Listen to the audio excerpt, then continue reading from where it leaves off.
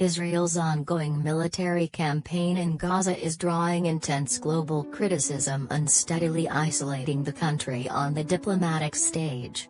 Even some of Israel's closest allies have begun to break ranks, recognizing the state of Palestine and calling for a two-state solution.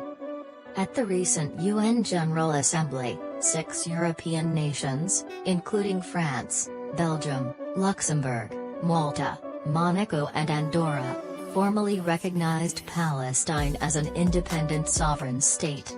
This follows earlier moves by countries such as Australia, Canada, Portugal and the UK, alongside Spain, Norway and others in Latin America, Africa, and Asia.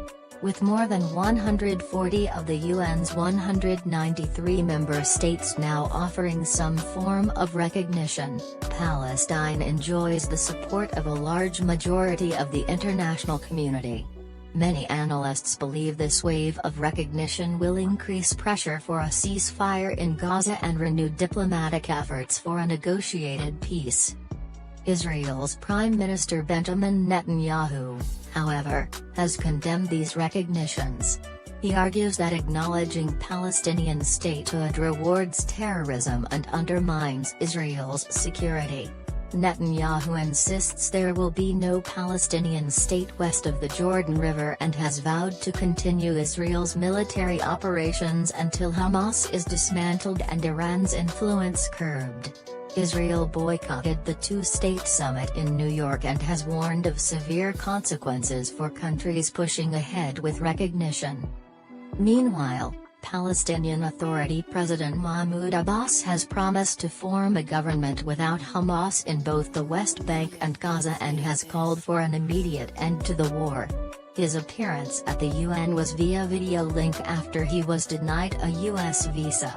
Abbas emphasized that peace and stability for both Israelis and Palestinians depend on mutual recognition and an end to violence.